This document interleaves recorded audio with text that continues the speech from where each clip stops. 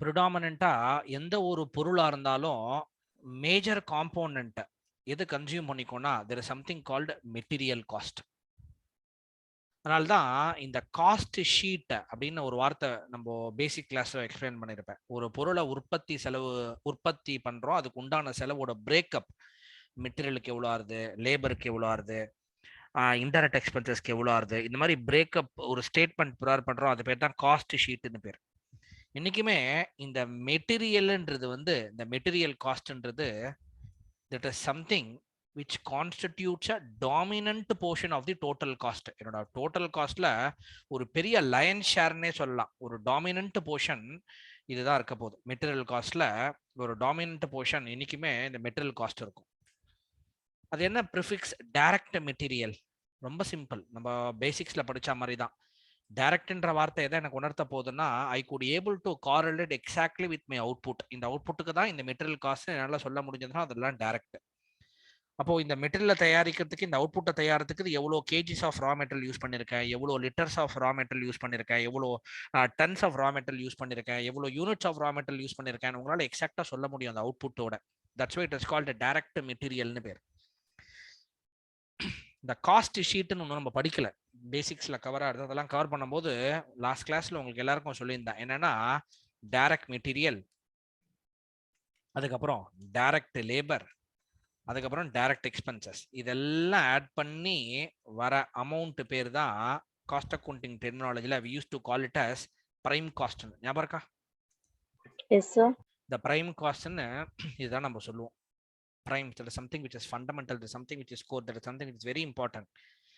Line share இதான் occupy படிக்கும் போது அதில் முதல்ல இருக்கிறது இந்த டைரக்ட் மெட்டீரியல் தான். இந்த மெட்டீரியல்ன்றது ஒரு பெரிய இம்பார்ட்டன்டான ஒரு ஏரியா. அது மெட்டீரியல்ன்றது it is very crucial area. இந்த மெட்டீரியல் காஸ்ட் கண்ட்ரோல் இருக்கு, அது it's most important aspect in any big organisation. Material cost control நம்மளே யோசிச்சு பாருங்களேன். ப்ரொவிஷன்ஸ் எல்லாம் மாசம் மாசம் வாங்கி போடுறோம், ஏன் ஒரு வருஷத்துக்கு வாங்கி போட்டுற மாட்டேன்றேன்? அரிசியை, பருப்பை, இதெல்லாம்னா logic is very simple sir. நான் வாங்கி போட்டுருவேன், அதை மெயின்டைன் பண்ணணுமே.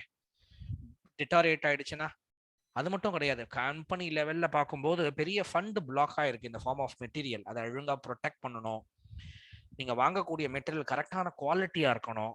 ஏன்னா உங்க குவாலிட்டி ஆஃப் ரா மெட்டீரியல் ஒழுங்கா இல்லைன்னா it is going to have its impact on the finished product. ஏன்னா ஃபினிஷ்டு ப்ராடக்ட்டை தயாரிக்கிறதுக்கு இந்த ரா மெட்டீரியல்ன்றது it plays very crucial role. Raw material inferior குவாலிட்டியா இருந்தது அப்படின்னா output ultimately it will get rejected by the customer. அப்போ அந்த பொருளுக்கு பண்ற மற்ற இதர செலவுகள், let it be labour, let it be overhead, இது எல்லாமே வேஸ்டா போயிடுச்சு, அவ்வளவுதான். சரி சார், அதுக்குன்னு நான் சுப்பீரியர் குவாலிட்டி ஆஃப் மெட்டீரியல் நான் பர்ச்சேஸ் பண்றேன், நல்ல குவாலிட்டி ஆஃப் மெட்டீரியல் பர்ச்சேஸ் பண்றேன்னா வெரி இம்பார்ட்டன்ட். நல்ல குவாலிட்டியா பர்ச்சேஸ் பண்றீங்க, இவ்வளவு காசு கொடுத்து அதை ஒழுங்கா கண்ட்ரோல்லாம் வச்சுக்கணும். கரெக்டா அதை வேர் ஹவுஸ்ல வச்சுக்கணும், கரெக்டான அடிக்குவேட் ஸ்டாக்ல வச்சுக்கணும். எந்த பிரைஸ்க்கு நான் ரா மெட்டீரியல் வாங்குறேன்றதும் it plays very crucial role. உங்க ரா மெட்டீரியல் நீங்க இஷ்டத்துக்கு வாங்கினீங்கன்னா அதிகமான பிரைஸ்ல ஆப்வியஸ்லி உங்க காஸ்ட்டும் அதிகமாக தான் இருக்கும். அதிகமாக காஸ்ட் இருக்குன்னா மார்க்கெட்ல உங்க காம்படிட்டர்லாம் பார்த்தீங்கன்னா காஸ்ட் கம்மியாக வச்சிருப்பான், லோயர் காஸ்ட்டுக்கு வித்துருப்பான். நம்ம அதிகமாக விற்போம், ரொம்ப நாள் மார்க்கெட்ல சஸ்டைன் ஆக முடியாது. நம்ம competitive pricing it's very important aspect. இப்போ இருக்க current scenario where consumer is the king. Note பண்ணுங்க, எத்தனையோ மொபைல் ஷோரூம் வச்சிருக்கான். பூர்விகா, சென்னைன்றான், யூனிவர்சல்ன்றான், சங்கீதான்றாங்க. ஒரு பேசிக் மாடல் விசாரிச்சு பாருங்க, எல்லா கடையிலையும் முன்ன பின்ன ஒரு 100 ரூபாயிலேருந்து 150 ரூபா தான் வித்தியாசம் நீங்க பார்க்கலாம். ஏன்னா காம்படிட்டிவ் பிரைசிங். அதுக்கு மேல வச்சான்னா யாரும் வரமாட்டான் அவன்கிட்ட. இந்த மெட்டீரியல்ன்றது it plays a very predominant role. இந்த மேஜர் ஏரியா மெட்டீரியல் காஸ்ட் கண்ட்ரோல்ல பாத்தீங்கன்னா அது குவாலிட்டி கரெக்டா இருக்கான்னு பாக்குறது. நான் பாட்டுக்கு ஹை பிரைஸ்க்கு இந்த மெட்டீரியலை வாங்கிட முடியாது. என்ன பண்ணுவேன், அதனால தான் கொட்டேஷன் ரைஸ் பண்ணுவேன். என்னோட கம்பெனிக்கு வருஷத்துக்கு இவ்வளோ ரா மெட்டீரியல் தேவைப்படுது, யார் யார் இதை சப்ளை பண்ணுறீங்களோ உங்களோட கொட்டேஷன் கொடுங்க, டெண்டர் மாதிரி. சீக்கிரட்டாக அவன் இந்த ப்ரைஸ்க்கு தரேன் சார், இதெல்லாம் பண்ணுவான். அதில் யார் பெஸ்ட் ப்ரைஸ் இருக்கோ without affecting, without compromising the quality, அவங்களுக்கு நான் அலோகேட் பண்ணுவேன், இந்த ஆர்டரை அவங்களுக்கு பாஸ் ஆன் பண்ணுவேன். மோரோவர் மெட்டீரியல்ன்றது crucial. if you don't maintain adequate stock level, your production process is something which is going to take a task. Production stop ஆயிடும், interrupt ஆயிடும். ஒருவேளை மெட்டீரியல் அவைலபிலிட்டி ஒழுங்கா இல்லைன்னா. மெட்டீரியல் மட்டும் இல்ல, மற்ற இதர கன்சியூமபிள் மெட்டீரியல்ஸ்னு சொல்லக்கூடிய inexpensive item, oil, machinery, spares, இதெல்லாம். அப்ப நான் எவ்வளவு குவான்டிட்டி மெயின்டைன் பண்ணணும், எந்த குவான்டிட்டி ரீச் ஆன உடனே அடுத்த வாட்டி ஆர்டர் பண்ணிடணும். ஒரு ஆர்டர் பண்ண விட்டுட்டேன்னா எனக்கு ஸ்டாக் மெட்டீரியல் உள்ள வரதுக்கு லேட் ஆச்சுன்னா ப்ரொடக்ஷன் ப்ராசஸ் அஃபெக்ட் ஆயிடும். இந்த மாதிரி டிஃபரெண்ட் ஆஸ்பெக்ட்ஸ் இருக்கு இந்த மெட்டீரியல் காஸ்ட் கண்ட்ரோல்ல. ஸோ மெட்டீரியல் வந்து it plays a very crucial role. அதில் இன்னைக்கு நம்ம பார்க்கக்கூடிய எக்ஸாம்ல வெரி ஃப்ரீக்வெண்ட்டாக கேட்கக்கூடிய ஒரு மாடல் என்னன்னு கேட்டா, ஒரு type of problem. There is something called இஓக்யூன்னு பேர், எக்கனாமிக் ஆர்டர் குவான்டிட்டி அப்படின்னு பேர். Economic order quantity. Economic order quantity அப்படின்னா எந்த குவான்டிட்டி ஆஃப் ரா மெட்டீரியல்ஸ் நான் ஆர்டர் பண்ணும்போது, இஓக்யூ எப்படி டிஃபைன் பண்றான்னா, எந்த ஒரு குவான்டிட்டி ஆஃப் ரா மெட்டீரியல் நான் ஆர்டர் பண்ணும்போது என்னோட பர்ச்சேஸ் ரிலேட்டட் காஸ்ட் கம்மியா இருக்குமோ அதுதான் எக்கனாமிக் ஆர்டர் குவான்டிட்டின்றான்.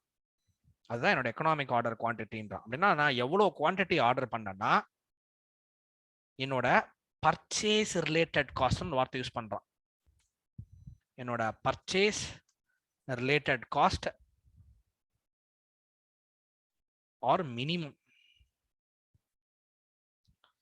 அதுதான் இஓக்யூன்றான். ரொம்ப இம்பார்ட்டன்டான எக்ஸாமினேஷன்ல கேட்கக்கூடிய ஒரு கொஸ்டின், ஒரு type of model. Economic order quantity எவ்வளோனா எவ்வளோ quantity of what, raw material. அதுதான் இந்த டைரக்ட் மெட்டீரியல் சொல்லக்கூடிய மெட்டீரியல் டாபிக், டாபிக் இந்த ஏரியாவை பத்தி படிக்கிறோம்.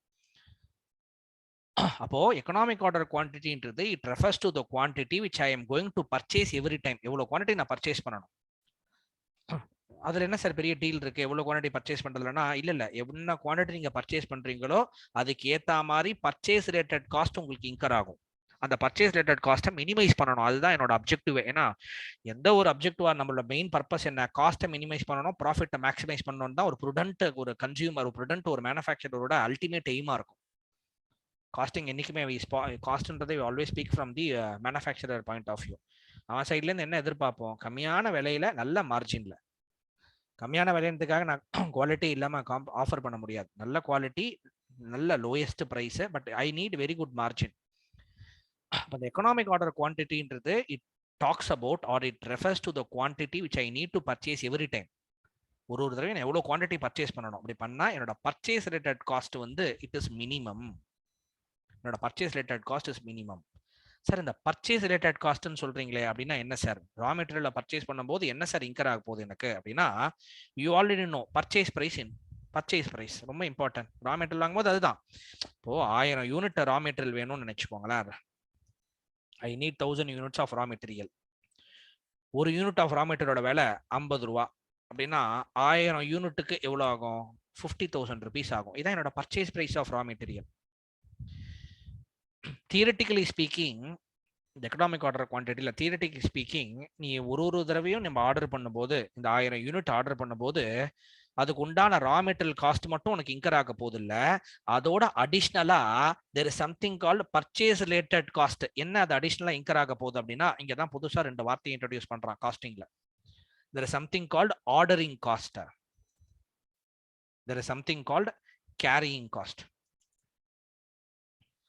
அப்படின்னு 2 வார்த்தையை இன்ட்ரோடியூஸ் பண்றான். நீ ஒரு தடவையும் பர்ச்சேஸ் பண்ணும்போது ஒரு ரா மெட்டீரியலோட காஸ்ட் மட்டும் தான் உன்னோட பர்ச்சேஸ் பிரைஸ் மட்டும் தான் உன் காஸ்ட் நினைச்சுக்காத. இல்ல, ஒரு தடவையும் ஆர்டர் பண்றேன். இந்த வாட்டி நான் 1000 யூனிட்ஸ் ஆர்டர் பண்றேன். இப்போ இந்த 1000 யூனிட்ஸ் இந்த வாட்டி நான் ஆர்டர் பண்ணும்போது எனக்கு என்ன இன்கர் ஆக போகுதுன்னா, apart from your raw material cost you are going to incur there is something called ordering cost, there is something called what is other one, carrying cost, there is something called carrying cost. இதுவும் எனக்கு incur ஆக போகுது. Ordering cost plus carrying cost இது ரெண்டும் எனக்கு incur ஆக போகுது. Sir ordering காஸ்ட்னா என்ன, கேரிங் காஸ்ட்னா என்ன, இதுதான் நம்ம area of discussion. Sir ordering காஸ்ட்னா என்ன, கேரிங் காஸ்ட்னா என்ன? Ordering cost is also called as buying காஸ்ட்னு பேர். Ordering cost is also called as buying cost. அப்படின்னா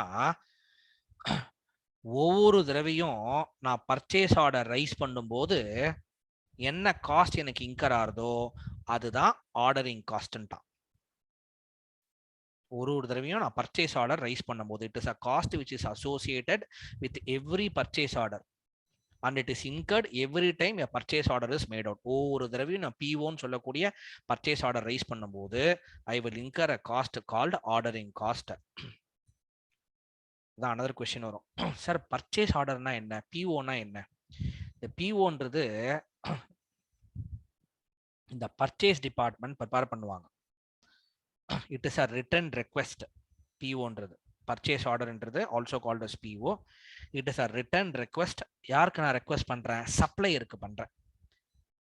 என்ன ரெக்வெஸ்ட் பண்றேன்? டே எனக்கு இந்த குவான்டிட்டி ஆஃப் ரா மெட்டீரியல்ல இந்த ஸ்பெசிஃபைட் பிரைஸ்ல இந்த ஸ்பெசிஃபைட் பீரியடுக்குள்ள என்ன டேர்ம்ஸ் அண்ட் கண்டிஷன் நானும் நீயும் இதுக்கு முன்னாடி அக்ரி பண்ணிட்டோமோ அதுபடி அனுப்புன்னு ஒரு ரெக்வெஸ்ட் நீங்க ஜென்ரேட் பண்ணி சப்ளையருக்கு அனுப்புறீங்கல்ல, அது பேர் தான் பிஓன்னு பேர், பர்ச்சேஸ் ஆர்டர்னு பேர். It is prepared by the purchase department. Purchase டிபார்ட்மெண்டோட ஜாப் என்ன? இந்த மாதிரி ரா மெட்டீரியல்லாம் வாங்கி தரணும். யாருக்கு? ப்ரொடக்ஷன் டிபார்ட்மெண்ட்டுக்கு. ஏன்னா அப்பதான் ப்ரொடக்ஷன் டிபார்ட்மெண்ட் அவுட்புட்டை தயாரிக்க முடியும். ஏன்னா அவுட்புட் தயாரிக்கிறதுக்கு they need raw material.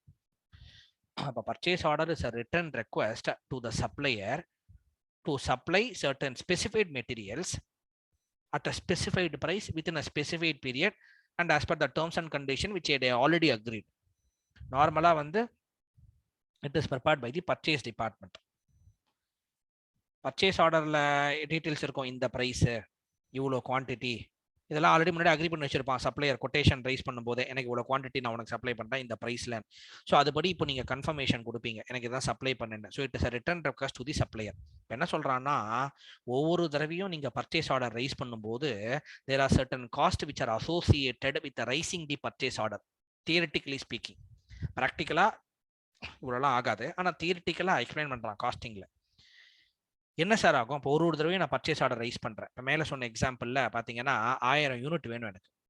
So நான் பர்ச்சேஸ் ஆர்டர் ரைஸ் பண்ணுறேன், please supply me 1000 units say at this price அப்படின்னு. அப்போ ஒரு தடவையும் நான் பர்ச்சேஸ் ஆர்டர் ரைஸ் பண்ண எனக்கு என்ன ஆக போகுதுன்னா, சொல்கிறான் எக்ஸாம்பிளாக, உனக்கு பேப்பர் ஒர்க் இருக்கும், cost of paper work, cost of stationery, purchase order raise பண்ணக்கூடிய காஸ்ட்டு, அட்வர்டைஸ்மெண்ட்டை பேப்பரில் கொடுப்பேன், இந்த மாதிரி எனக்கு கொட்டேஷன்ஸை நீங்கள் அனுப்புங்க சப்ளையர்ஸே, நான் எதிர்பார்க்குறேன் 1000 யூனிட் என் பொருளுக்கு வேணும்னு. யூஸ்வலாக யாரும் ஒரு தடவையும் அனுப்ப மாட்டாங்க, ஒரே தடவை அமைச்சிட்டு ஒரு சப்ளையரை ஷார்ட் லிஸ்ட் பண்ணிடுவாங்க. பட் தியரிட்டிக்கலாக அவன் சொல்லிட்டு வரான், இந்த மாதிரி cost of placing advertisement at newspaper. அப்புறம் அட்மினிஸ்ட்ரேஷன் காஸ்ட்னு இருக்கும், நீ சப்ளையரோட நெகோஷியேட் பண்ணணும், அவனோட இன்ட்ராக்ட் பண்ணணும், அந்த அந்த பொருள்லாம் வந்ததுக்கு அப்புறம் அதை இன்ஸ்பெக்ட் பண்ணணும், கரெக்டாக சாம்பிள் கரெக்டாக இருக்கான்னு பார்க்கணும், சாம்பிளோட அமிச்ச கூட்ஸ் இதெல்லாம் செக் பண்ணணும். அப்போ ஒரு தடவையும் நான் பர்ச்சேஸ் ஆர்டர் ரைஸ் பண்ணும்போது 1000 யூனிட் தான் சொல்லும் போது இந்த மாதிரி சில பர்ச்சேஸ் ரிலேட்டட் காஸ்ட்னு சொல்லக்கூடிய பையிங் காஸ்ட் இன்கர் ஆகும். அதுதான் ordering cost are buying cost. So these are the cost which are associated with every purchase order and it is incurred every time a purchase order is made out. இது ordering cost. ஒரு தடவையும் நான் purchase order raise பண்ணும்போது இது incur பண்ணுவேன். There is something called carrying காஸ்ட்னு ஒன்று இருக்கு. சார் கேரிங் காஸ்ட்னா என்ன சார் அப்படின்னா, இந்த கேரியிங் காஸ்ட்க்கு இன்னொரு பேர் சொல்றாங்க. The carrying cost is also called as stock holding cost னு பேர். Carrying cost is also called as stock holding cost அப்படின்னு பேர். அப்படின்னா ஒரு யூனிட் ஆஃப் ரா மெட்டீரியல், ஒரு யூனிட் ஆஃப் ரா மெட்டீரியலை உன் ஸ்டாக்ல வச்சுக்கிறதுக்கு உனக்கு என்ன செலவாக போகுது, அதுதான் ஸ்டாக் ஹோல்டிங் காஸ்ட். அந்த ஸ்டாக்கை இங்க ஸ்டாக் மீன் பண்ணது ரா மெட்டீரியல் ஸ்டாக், ஏன்னா டாபிக்கே ரா மெட்டீரியல் பத்தி தான் படிக்கிறோம். அந்த ரா மெட்டீரியலை நான் எடுத்துன்னு போய் ஸ்டோர் பண்ற போது எனக்கு என்னென்ன காஸ்ட்லாம் இன்கர் ஆகுது. These are cost associated with carrying 1 unit of the raw material in stock. Raw material எடுத்துன்னு போறதுக்கு கேரி பண்றதுக்கு எனக்கு என்ன காஸ்ட் அசோசியேட் ஆகுது, அதுதான் carrying cost, also called as stock holding காஸ்ட்ன்றான். என்ன காஸ்ட் இன்கர் ஆகும்? ரொம்ப சிம்பிள். வேர் ஹவுஸ்ல போய் நான் ஸ்டோர் பண்றேன்னா இந்த வேர் ஹவுஸ்க்கு ரெண்ட், வேர் ஹவுசிங் சார்ஜஸ் இருக்கும். அப்புறம் அந்த ரா மெட்டீரியல் போய் வேர் ஹவுஸ்ல சேவ் பண்றேன்னா நாளைக்கு ஏதாவது அப்நார்மல் லாஸ் நடந்துருச்சுன்னா அதுக்கு இன்சூரன்ஸ் எடுத்துப்பேன். So insurance cost is incurred. அதே மாதிரி வந்து அப்சாலசன் தெஃப்ட் ஏதாவது நடந்துச்சுன்னா அதுல ஏதாவது ஒரு காஸ்ட் இன்வால்வ் ஆயிருந்தா அது ஸ்டோரேஜ் இன்சூரன்ஸ். ஒரு சர்டன் அமௌண்ட் கொடுத்து ரா மெட்டீரியல் வாங்கியிருக்கீங்க, அந்த எக்ஸ்டென்ட்டுக்கு உங்க கேபிட்டல் பிளாக் ஆயிருக்கும், அந்த எக்ஸ்டென்ட்டுக்கு உங்க interest, the interest on capital which is blocked in the raw material inventory. இதெல்லாம் கேரிங் காஸ்ட்னு சொல்றோம். Also called stock holding cost. ஒரு யூனிட் ஆஃப் ரா மெட்டீரியலை எடுத்துன்னு போய் நீ வேர் ஹவுஸ் இந்த சென்ஸ் ஸ்டோர் பண்றதுக்கு இன்கர் பண்ணக்கூடிய காஸ்ட், அந்த ஸ்டாக்கை கேரி பண்றதுக்கு நீ இன்கர் பண்ணக்கூடிய காஸ்ட்டை தான் carrying cost, also called stock holding காஸ்ட்ன்றான்.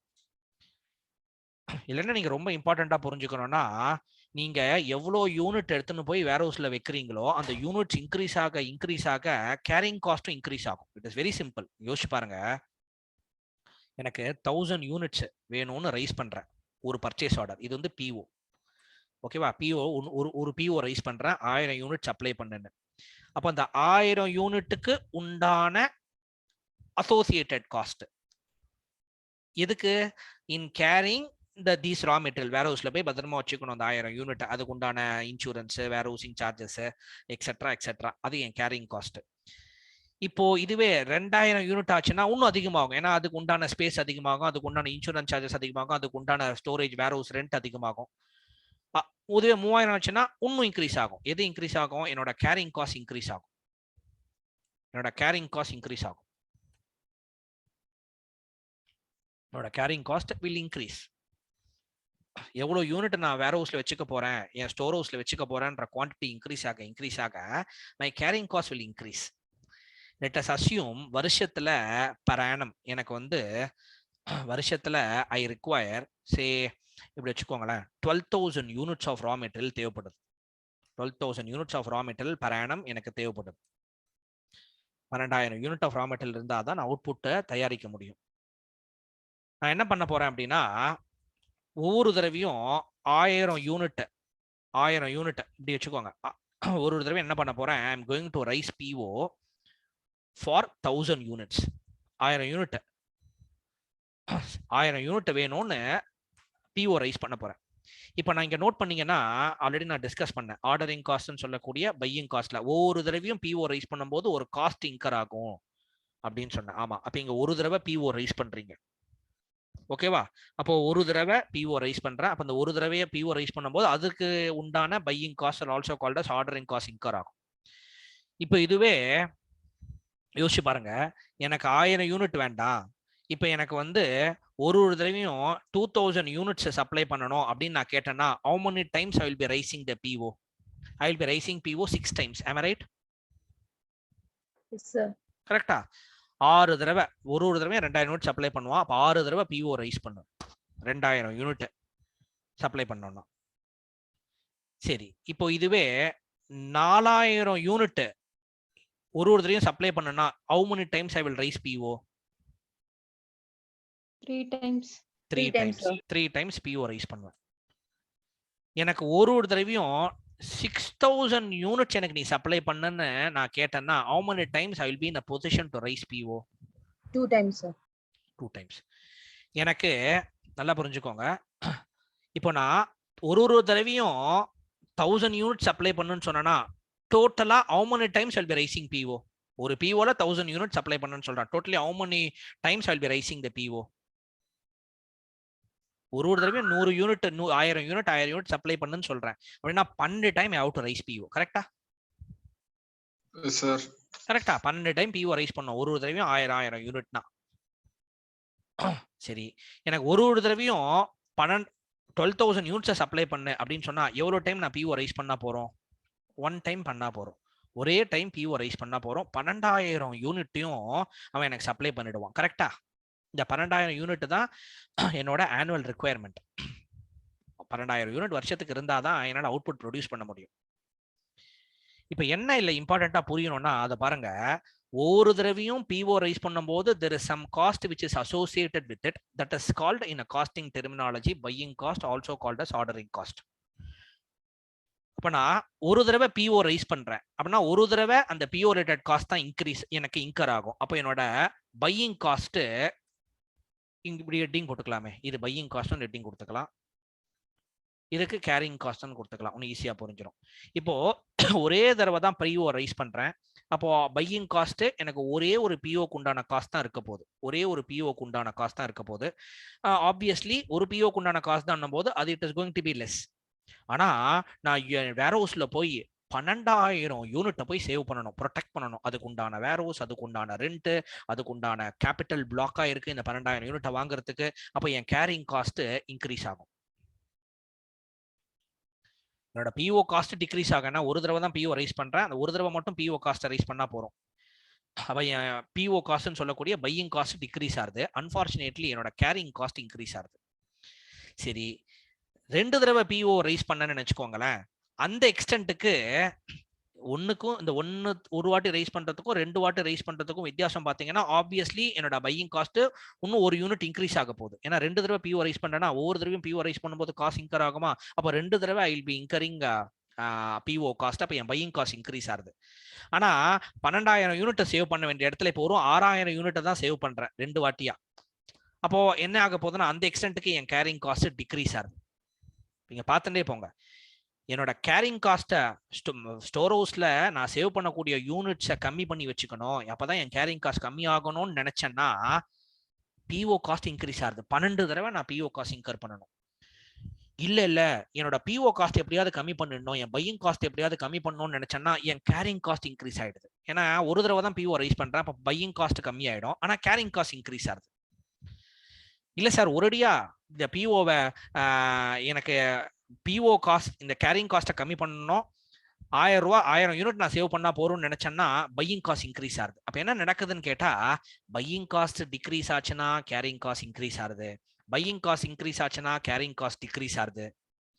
எந்த ஒரு லெவல்ல ஆப்டிமம் லெவல்ல இது ரெண்டும் மினிமமா இருக்குமோ, எந்த ஒரு ஆப்டிமம் குவான்டிட்டி ஆர்டர் பண்ணனா இந்த பர்ச்சேஸ் ரிலேட்டட் காஸ்ட்னு சொல்லக்கூடிய பையிங் காஸ்ட் அண்ட் ஆர்டரிங் காஸ்ட்டும் carrying cost also called stock holding காஸ்ட்டும் மினிமமா இருக்குமோ அதுதான் எக்கனாமிக் ஆர்டர் குவான்டிட்டின்னு டிஃபைன் பண்றான். அதுதான் எக்கனாமிக் ஆர்டர் குவான்டிட்டின்றான். ஏன்னா ஒன்னு இன்க்ரீஸ் ஆச்சுன்னா ஒன்னு டிக்ரீஸ் ஆகுது. பிஓ காஸ்ட் பையிங் காஸ்ட்டை கம்மி பண்ணணும்னு பாக்குறேன், ஒரே ஒரு தடவை பிஓ எல்லாத்தையும் ரைஸ் பண்ணி விட்டேன், ஸோ தட் ஒரு தடவை பிஓ காஸ்ட் பே பண்ணா போறோம். ஆனா 12,000 யூனிட் வந்துடும், இதை ஸ்டோர் பண்றதுக்கு உண்டான கேரிங் காஸ்ட் இன்க்ரீஸ் ஆயிடும். அப்ப இது டிக்ரீஸ் ஆகுது, இது இன்க்ரீஸ் ஆகுது.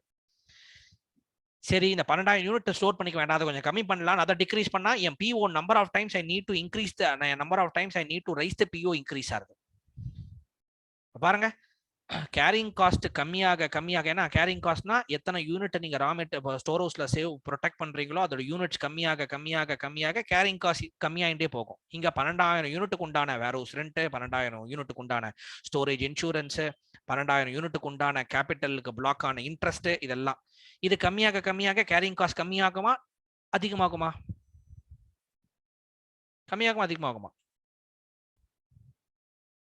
12,000 யூனிட் ஸ்டோர் ஹவுஸ்ல வேர் ஹவுஸ்ல ஸ்டோர் பண்றேன், இங்க 6,000 தான் பண்றேன். அப்போ கம்மியாக கம்மியாக என் கேரிங் காஸ்ட் என்ன ஆகும்? கம்மியாகுமா அதிகமாகுமா? டிக்ரீஸ் ஆகும். ஆனா இங்க பாருங்க, இது கம்மியாக கம்மியாக பிஓ இன்க்ரீஸ் ஆகுது. Number of times I need to raise the பிஓன்னு சொல்லக்கூடிய பர்ச்சேஸ் ஆர்டர் பாத்தீங்கன்னா இன்க்ரீஸ் ஆகிட்டே போகுது. நான் 1000 யூனிட் பண்ணா போறோம், 1000 யூனிட் ஸ்டோர் பண்ணிட்டா போறேன் என் வேர் ஹவுஸ்ல. ஆனா I have to raise PO 12 times.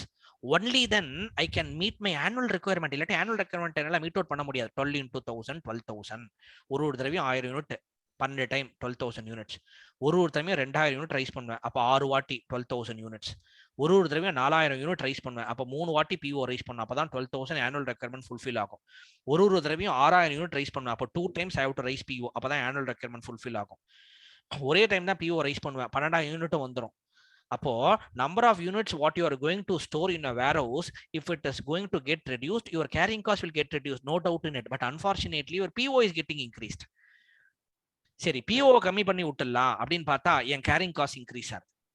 N PO கம்மியாக கம்மியாக the number of unit which I am going to carry and store it in the warehouse is getting increased. PO பாருங்க, கம்மியாக கம்மியாக number of units which I am going to store in the warehouse is getting increased. அப்ப carrying cost increase ஆகுது. அப்ப buying cost decrease ஆனா carrying cost increase ஆகுது, buying cost increase ஆச்சுன்னா carrying cost decrease ஆகுது. அப்ப எந்த லெவல்ல இந்த purchase related cost ன்னு சொல்லக்கூடிய buying costம் carrying costம் மினிமமா இருக்குமோ அதுதான் EOQ ன்னு சொல்றான், எக்கனாமிக் ஆர்டர் குவான்டிட்டின்னு. கிளியரா இருக்கா? கிளியரா இருக்கா? Yes sir. 1000 யூனிட் சேவ் பண்றேன், அப்ப கேரிங் காஸ்ட் இன்க்ரீஸ். 2000 இன்னும் இன்க்ரீஸ் ஆகும், 3000 யூனிட் இன்னும் இன்க்ரீஸ் ஆகும், 4000 யூனிட் இன்னும் இன்க்ரீஸ் ஆகும். ஆனா 3000 கம்பேர் பண்றதுக்கு 2000 யூனிட் கம்மியா இருக்கும் கேரிங் காஸ்ட். 2000 யூனிட் கம்மி பண்றதுக்கு 1000 யூனிட் கம்மியா இருக்கும்.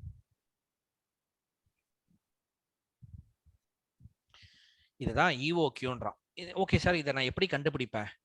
எது ஆப்டிமம் லெவல், என்னோட பர்ச்சேஸ் ரிலேட்டட் காஸ்ட் எப்போ எனக்கு ஆப்டிமம் இருக்கும்னு எனக்கு எப்படி தெரியும்னா, இஸ் டெல்லிங் காஸ்டிங்ல there is a formula called Wilson formula. Wilson's ஃபார்முலான்னு பேர். அதுபடி என்ன என்னோட இஓக்யூ அப்படின்னா, எந்த ஒரு குவான்டிட்டி ஆர்டர் பண்ணா என்னோட பர்ச்சேஸ் ரிலேட்டட் காஸ்ட் ஆப்டிமா இருக்கும்னா என்ன சொல்றாங்கன்னா, my EOQ equal to root of, இங்க நல்லா டைப் பண்ண முடியாது, so root of 2ab by c. இதுதான் formula. 2ab divided by c. பெரிய ரூட் போட்டுக்கோங்க. Root of 2ab by c.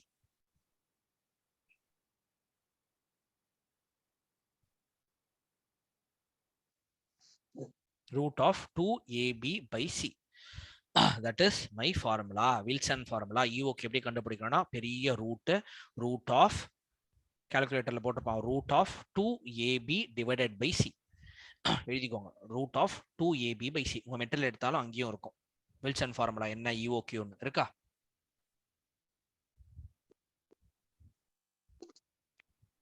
இருக்கா பாங்க ஸ்டடி மெட்டீரியல்ல?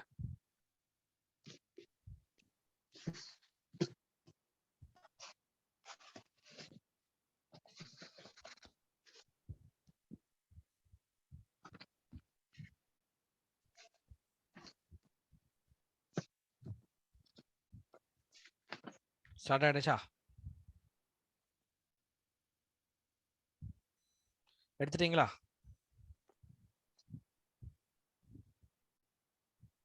எல்லா மெட்டீரியல் எடுத்துட்டீங்களா? இருக்கா EOQ formula root of 2ab by c.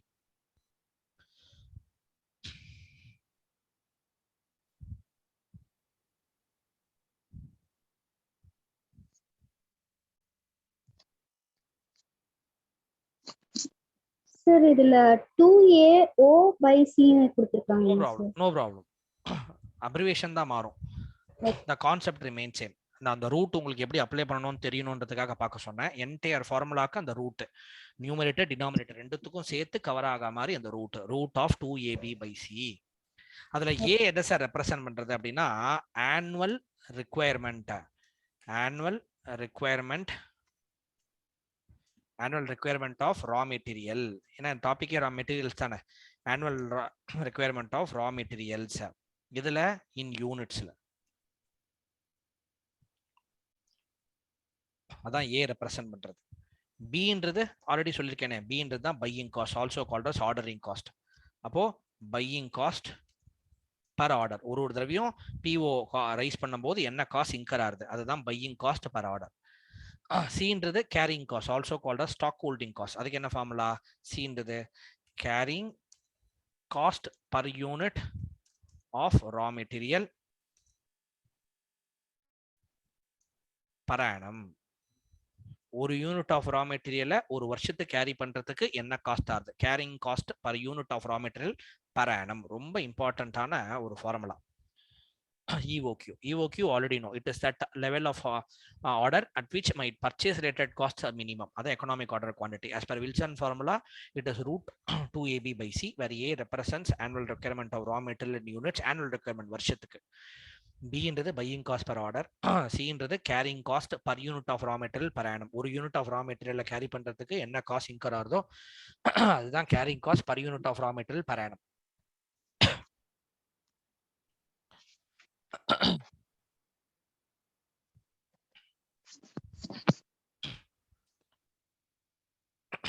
என்ன சார் நெக்ஸ்ட் பண்ணணும் அப்படின்னா, இங்க அசோசியேட்டட் காஸ்ட் அப்படின்னா purchase related cost, also called as associated காஸ்ட்னு பேர்.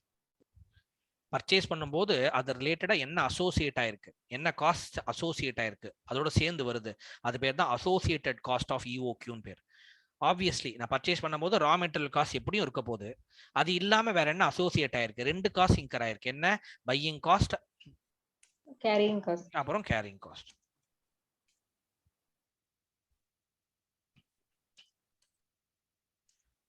ரெண்டு காஸ்ட் இன்கரா இருக்கு, பையிங் காஸ்ட் இன்கரா இருக்கு, அப்புறம் கேரிங் காஸ்ட், ரெண்டு காஸ்ட் அசோசியேட் ஆயிருக்கு. இது வந்து in addition to raw material cost. Raw material cost எப்பவுமே இருக்க போகுது, எப்படி இருந்தாலும் 12,000க்கு ஆனுவல் ரெக்யர்மெண்ட் 12,000 யூனிட்னா அந்த 12,000 யூனிட்டுக்கு உண்டான ரா மெட்டீரியல் எப்படியும் பே பண்ணியே ஆகணும். எது எனக்கு வேரி ஆக போகுதுன்னா இதுதான் வேரி ஆக போகுது. நான் எவ்வளவு ஆர்டர் பண்றேனோ அதுக்கு ஏற்ற மாதிரி ஆர்டரிங் காஸ்ட் வரப்போகுது, அதுக்கு ஏற்ற மாதிரி கேரிங் காஸ்ட் மாறப்போகுது. அதனால இது ரெண்டும் தான் அசோசியேட் ஆயிருக்கு யூஓக்யூவோட. அதனால்தான் it is called associated cost of யூஓக்யூன்றான். அப்போ buying cost plus carrying cost is my associated cost of EOQ. Sir buying cost எப்படி சார் கண்டுபிடிப்பேன்? ஒவ்வொரு தடவையும் பர்ச்சேஸ் ஆர்டர் ரைஸ் பண்ணும்போது என்ன காஸ்ட் இன்கர் ஆகுதோ அதுதான் பையிங் காஸ்ட். அப்போ how many times I raise order, number of orders into cost per order. ஒரு தடவையும் ஆர்டர் ரைஸ் பண்ணும்போது என்ன காஸ்ட் இன்கர் ஆகுது கொஸ்டின்லேயே கொடுத்துருவான். அது ரெண்டுத்தையும் மல்டிப்ளை பண்ணீங்கன்னா you will get buying cost. சரி சார், இந்த கேரிங் காஸ்ட்ன்றது எப்படி கண்டுபிடிப்பேன்? இது ரெண்டுமே பெர் ஆனம், பையிங் காஸ்ட்டும் பெர் ஆனம், இந்த கேரிங் காஸ்ட்டும் பெர் ஆனம். பையிங் காஸ்ட்டும் பெர் ஆனம், இந்த கேரிங் காஸ்ட்டும் per annum.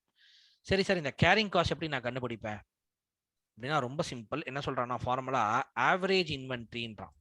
What is average inventory வரும்போது சம்ல எக்ஸ்பிளைன் பண்றேன். Average inventory into carrying cost, மறக்காம எழுதிட்டே வாங்க. Average inventory into carrying cost per unit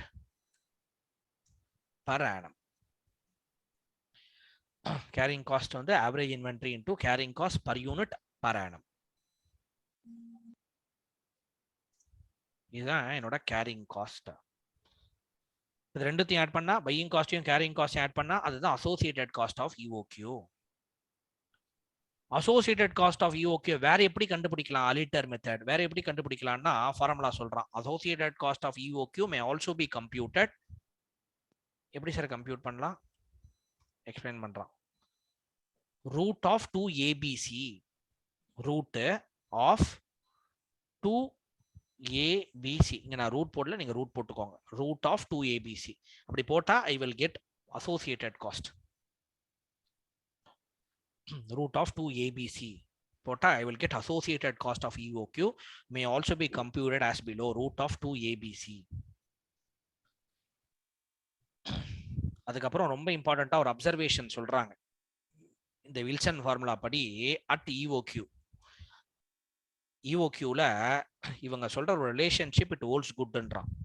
எந்த ஸ்டேஜ்ல? அட் EOQல இந்த ரிலேஷன்ஷிப் இட் ஹோல்ட்ஸ் குட். என்ன ரிலேஷன்ஷிப் சார் அப்படின்னா at EOQ as per Wilson formula என்னவான்னா buying cost per annum will be equivalent to carrying cost per annum that is equivalent to, இதெல்லாம் the relationship it holds good தான். எங்க Wilson ஃபார்முலால எந்த இடத்துல? at EOQ. What is EOQ? எந்த ஒரு quantity நான் order பண்ணும்போது என்னோட அசோசியேட்டட் காஸ்ட் மினிமமா இருக்கோ அதுதான் EOQ. அப்ப அந்த EOQ அந்த குவான்டிட்டி ஆர்டர் பண்ணும்போது பையிங் காஸ்ட் பர் ஆனமோ கேரிங் காஸ்ட் பர் ஆனமோ will be equivalent to 1/2 of associated cost per annum. இதெல்லாம் நம்ம சம்ல செக் பண்ண போறோம். இந்த ரிலேஷன்ஷிப் கரெக்டா வருதான்? டெஃபினட்டா வரும். 1/2 of associated cost per annumன்றான். எங்க?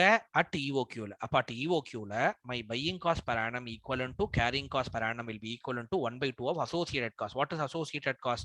Buying cost plus carrying cost தான் associated cost. இந்த ரிலேஷன்ஷிப் நமக்கு தெரிஞ்சிருக்கணும். இந்த டிஸ்கஷன் தியரியில நமக்கு தெரிஞ்சிருக்கணும். தெரிஞ்சாதான் செம்ம ஈஸியா போட முடியும். we can appreciate. ஒரு இந்த தியரிலாம் சொல்லாம வரும் சம்ம மட்டும் நம்ம போயிருந்தோம்னா பர்பஸே இல்லை. ஒரு ஃபார்முலா 2AB/C 2AB/Cன்னு ஏன்னா அவனே கொடுத்துருவான், அப்படி போடக்கூடாது. we have to understand the theory behind that. காஸ்டிங்ல theory plays a very crucial role. Theory புரிஞ்சுதுன்னா you will appreciate what is behind the numbers. ஓ ஏனா இதுதானா, பீனா பையிங் காஸ்ட். பையிங் காஸ்ட் தான் என்ன? ஒரு தடவையும் பர்ச்சேஸ் ஆர்டர் ரைஸ் பண்ணும்போது இன்கர் பண்ணக்கூடிய காஸ்ட். அதனால தான் என்ன ஃபார்முலா போட்டான் பாருங்க. Number of purchase order into cost per order. 10 order raise பண்றியா 10 வாட்டி, ஒரு தடவையும் 100 ரூபாய் இன்கர் ஆகுது. அப்ப 10 × 100 அதுதான் உன்னோட purchase cost. I mean that is your buying cost, also called as ordering cost. இதுதான் தியரி, மோஸ்ட் இம்பார்ட்டன்ட் தியரி. முடிஞ்ச அளவுக்கு நம்ம பார்க்கக்கூடிய அத்தனை காஸ்டிங் ஏரியாலையும் தியரி வித் ப்ராப்ளம் பார்க்க போறோம். ஸோ தட் உங்களுக்கு தியரியும் ஆட்டோமேட்டிக்கா கவர் ஆயிடும். கிளியரா இருக்கா EOQயோட theory? Yes, sir. Yes, sir. Yes, sir.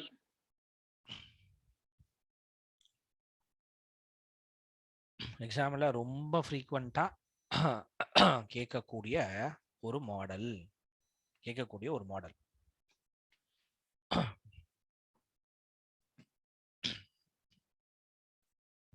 Pass examination சம்மோட we'll start our discussion. So இந்த வாரம் ஃபுல்லாக we'll be having session 1 hour maximum அவ்வளோதான் இருக்கும். பட் ஆனால் டக்குன்னு கம்ப்ளீட் பண்ணிடலாம்.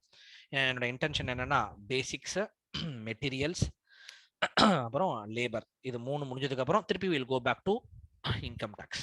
நான் சொன்ன மாதிரி ஸோ ப்ராப்ளி நான் இன்னொரு faculty we both will handle together. அதே மாதிரி தான் காஸ்டிங்க்கும். மறக்காம எடுக்க படிச்சுனே வந்துருங்க. ஆல்ரெடி இன்கம் டேக்ஸ்ல பேசிக்ஸ் முடிஞ்சிருக்கு, ரெசிடென்ஷியல் ஸ்டேட்டஸ் முடிஞ்சிருக்கு, ஸ்கோப் ஆஃப் டோட்டல் இன்கம் முடிஞ்சிருக்கு, அக்ரிகல்ச்சர் இன்கம் முடிஞ்சிருக்கு. கரெக்டா? இன்ஸ்டிடியூட் செடிமெண்ட்ல சால்வ் பண்ணிட்டீங்களா? அதெல்லாம் சால்வ் பண்ணீங்களா?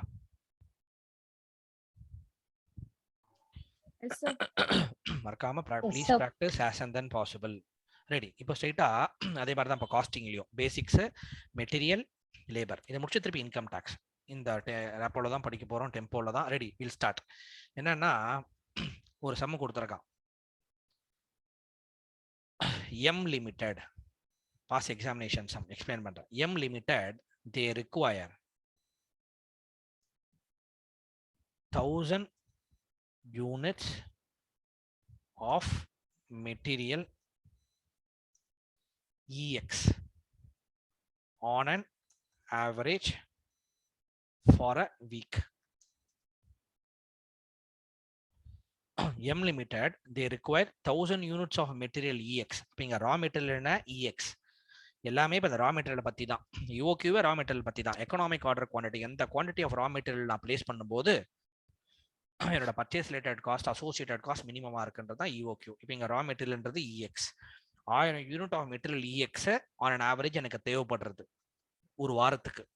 இது எந்த விலைக்கு வாங்குறேன்னா it is purchased at 30 per unit. 30 ரூபா பர் யூனிட்ல பர்ச்சேஸ் பண்றேன். 30 ரூபா பர் யூனிட்ல பர்ச்சேஸ் பண்றேன். எக்ஸாம் அவனே கொடுத்துட்டான். ஆர்டரிங் காஸ்ட் எவ்வளோனா ₹150 per பர்ச்சேஸ் ஆர்டர். ஒரு தடவையும் நான் பர்ச்சேஸ் ஆர்டர் ரைஸ் பண்ணும்போது எவ்வளவு காசு இன்கர் ஆகுதா? ஒரு தடவையும் நான் பர்ச்சேஸ் ஆர்டர் ரைஸ் பண்ணும்போது எவ்வளவு இன்கர் ஆகுது? 150 sir.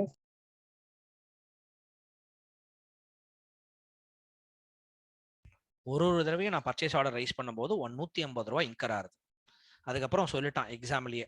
என்ன சொல்றான்னா கேரிங் காஸ்ட்.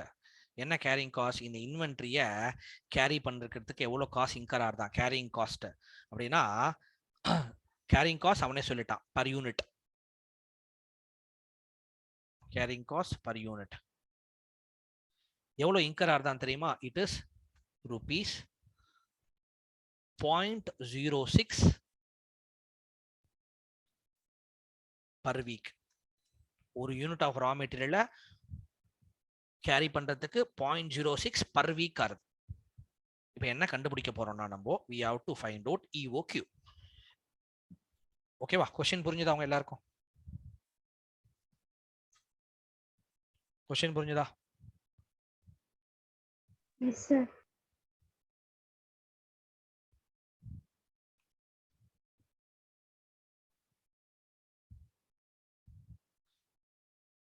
Yes sir. இப்போ EOQ கண்டுபிடிக்கணும். EOQ ஓட ஃபார்முலா என்ன? EOQ equal to என்ன formula? Root of 2AB divided by C sir. C. Excellent. பெரிய ரூட் போட்டுக்கோங்க. 2AB by C. What is A first? இது ஒண்ணுனா அப்ரிவியேஷன் சொல்லிட்டே வாங்க. What is A? Annual requirement. ஒரு annual requirement சொல்லக்கூடாது. annual requirement of what? Raw materials. ரொம்ப important. annual requirement of raw material. இங்க இது raw material. Material EX. Material EX தான் என்னோட raw material. Excellent. Okay. Material EX ஓட annual requirement எவ்வளவு? annualனா வருஷத்துக்கு எவ்வளவு தேவைப்படுது? 1000 sir. 1000 யூனிட்ஸ் அப்படின்னா ஆன்சர் தப்பு. ஏன் தெரியுமா? ஏன் தப்பு சொல்லுங்க. அது per week. எக்ஸலென்ட். ரொம்ப கேர்ஃபுல்லா படிக்கணும் சார். ஏன்றது ஆனுவல் சார். ஆனுவல்னா வருஷத்துக்கு சார். எது ரா மெட்டீரியல், இங்க ரா மெட்டீரியல்ன்றது இஎக்ஸ். 1000 யூனிட் தேவைப்படுது. வருஷத்துக்குன்னு தான் நீங்க சொன்னது கரெக்ட் இல்லையே, ஒரு வாரத்துக்கு தானே 1000, ஒரு வருஷத்துக்கு எவ்வளவு வாரம்? 52,000. 52 வீக்ஸ். 52 வீக்ஸ். ஒரு வருஷத்துக்கு 52 வாரம். ஒரு வாரத்துக்கு 1000 யூனிட்னா 52 வாரத்துக்கு எவ்வளோ? 52,000 யூனிட்ஸ் பெர் ஆனம். இதுதான் என்னோட ஆனுவல் ரெக்குயர்மெண்ட். ஒன்னொன்னா சால்வ் பண்ணிட்டே வரலாம். இது வரைக்கும் புரியுதா பாருங்க? புரியுதா?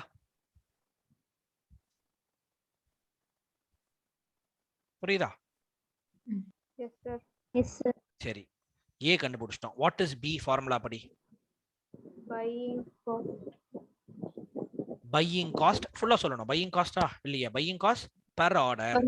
Per Order. order. இங்க per order buying cost எவ்வளவு? ஒரு தடவையும் PO ரைஸ் பண்ணும்போது எவ்வளவு இன்கர் ஆகுது? 150 rupees. கரெக்டா? எக்ஸலென்ட். சின்றது வாங்க. சின்றது carrying cost per unit per annum. இங்க என்ன கொடுத்திருக்கான்? பர் யூனிட் தான் கொடுத்திருக்கான். ஆனா பர் ஆனமா கொடுத்திருக்கான்? பர் வீக் கொடுத்திருக்கான். அப்ப என்ன பண்ணணும்? 0.06 into 52. கரெக்டா? லிசன் பண்றீங்களா?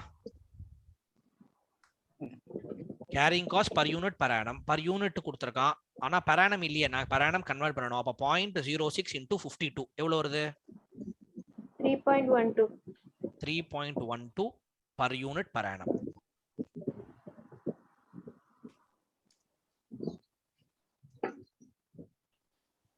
$3.12 per unit per annum. Excellent.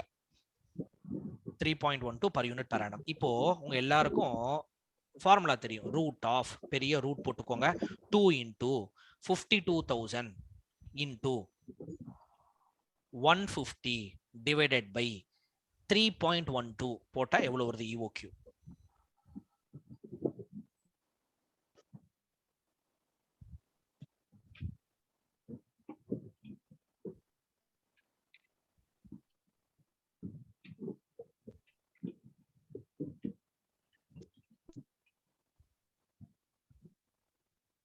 எவ்வளவு வருது?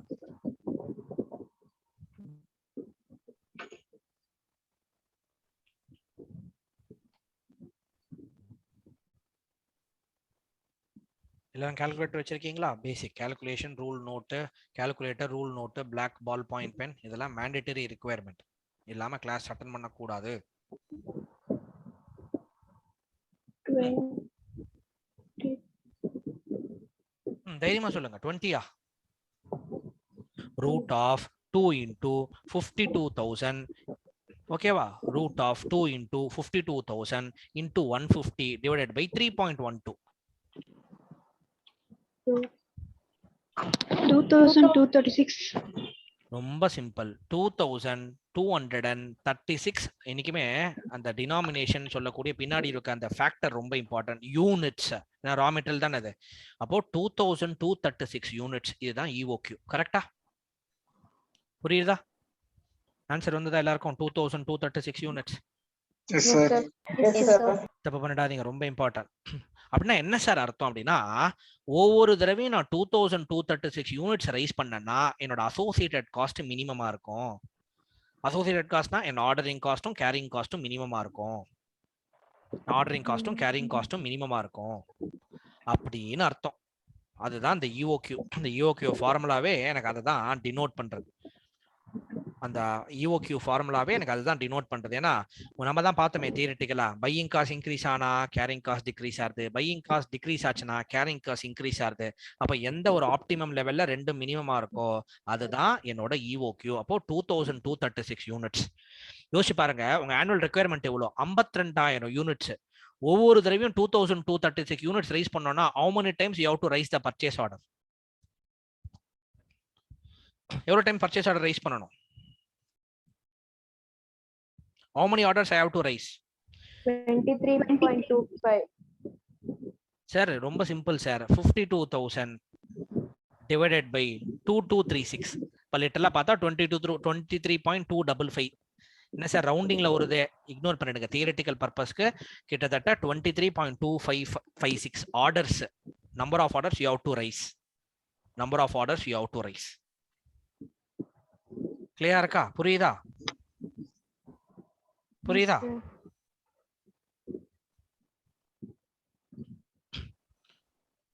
ரொம்ப இம்பார்ட்டன்ட். இவ்வளோ ஆர்டர்ஸ் நான் ரைஸ் பண்ணணும்.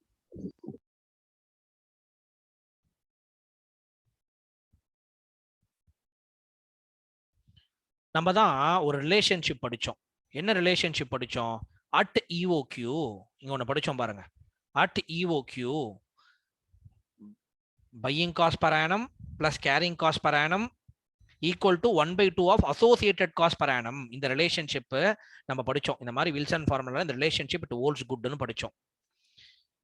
இந்த ரிலேஷன்ஷிப் இட் ஹோல்ட்ஸ் குட்னு படிச்சோம். இப்போ what is my buying cost per annum? Buying காஸ்ட்னா number of orders into cost per order. எவ்வளோ ஆர்டர்ஸ் நான் ரைஸ் பண்ணணும்? 23.2558 இன்டூ ஒவ்வொரு தடவையும் ஆர்டர் ரைஸ் பண்ணும்போது எவ்வளோ காசு இன்கர் பண்ண போறேன்? 150யா? 150 rupees. அப்போ 3488.37ன்றது என்னோட பையிங் காஸ்ட். என்னோட கேரிங் காஸ்ட் என்ன? What is carrying cost per unit per annum? 3.12. நல்லா புரிஞ்சுக்கணும். என்னோட கேரிங் காஸ்ட் பர் ஆனம். என்னோட carrying cost per annum. Buying cost per annum இப்போ நம்ம போட்டுட்டோம். இந்த ஃபார்முலா போட்டு பாருங்க. பையிங் காஸ்ட் பர் ஆனம் எவ்வளோ அப்படின்னு பாருங்க. அப்ப என் கேரிங் காஸ்ட் பர் ஆனம் எவ்வளோ? கேரிங் காஸ்ட் பர் ஆனமுக்கு ஒரு ஃபார்முலா போட்டோம். ஞாபகம் இருக்கா? என்ன ஃபார்முலா போட்டோம்? கேரிங் காஸ்ட் பர் ஆனம் எப்படி கண்டுபிடிக்கணும்னு சொன்னோம்? ஆவரேஜ் இன்வென்ட்ரி இன்டூ இங்க போட்டோமே, ஞாபகம் இருக்கா? Very true. இங்க போடலாமா? அது பாருங்க. கேரிங் காஸ்ட்ன்றது ஆவரேஜ் இன்வென்ட்ரி. ஆவரேஜ்ன்றது 1/2. ஆவரேஜ்னாலே எதோட ஆவரேஜ்? நான் இஓக்யூ கண்டுபிடிச்சிருக்கேனே 2236ன்றது அதோட ஆவரேஜ். அப்படின்னா 2236 divided by 2 118 into carrying cost per unit per annum எவ்வளோ? ஆல்ரெடி கொஸ்டின்லயே கொடுத்துருக்கானே 3.12. கரெக்டா? 3.12. இப்ப ரெண்டுத்தையும் மல்டிப்ளை பண்ணுங்க. எவ்வளவு வருதுன்னு? 3488 வந்துருச்சா? வந்துருச்சா? பாருங்க, பையிங் காஸ்டும் 3488, என்னோட கேரிங் காஸ்டும் 3488. என்ன ரிலேஷன்ஷிப் சொல்லுது? என்னோட பையிங் காஸ்ட் பர் ஆனமோ will be equivalent to carrying cost per ஆனமோ ஈக்குவலண்டா இருக்கா? ஆமா சார், ஈக்குவலண்டா இருக்கு. 3488 என்னோட கேரிங் காஸ்டும் 3488.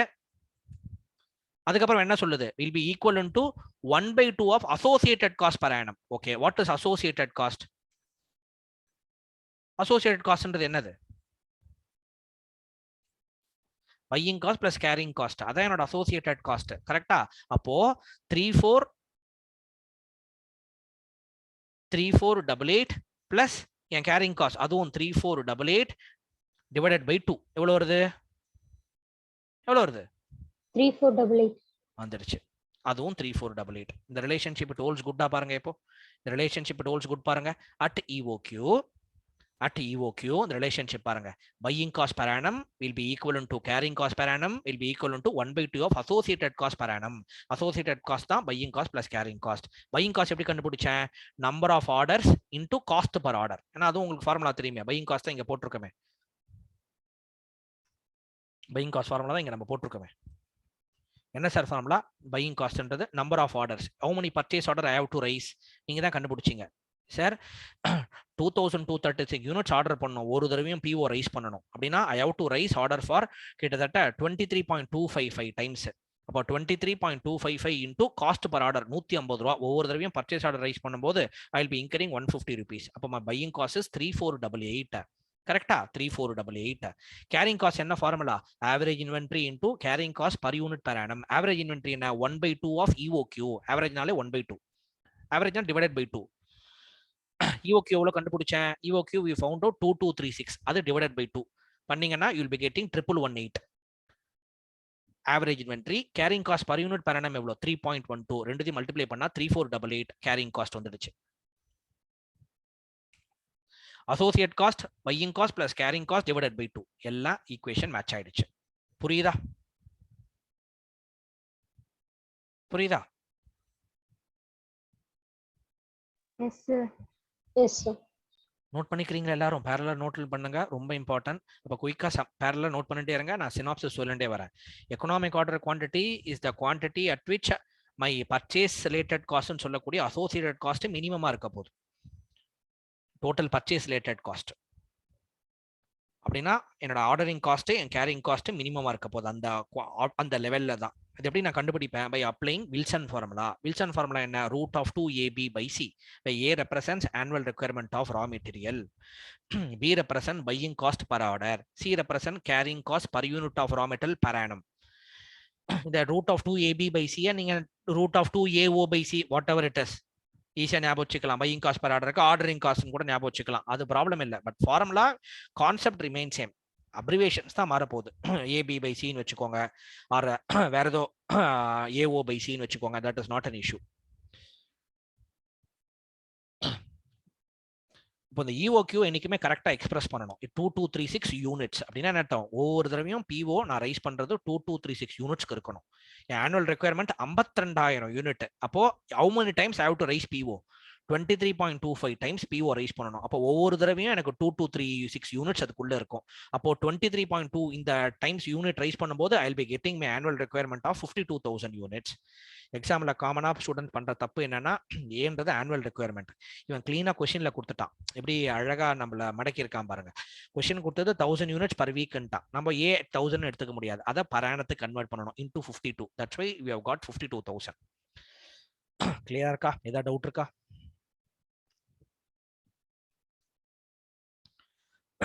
ஏதாவது டவுட் இருக்கா?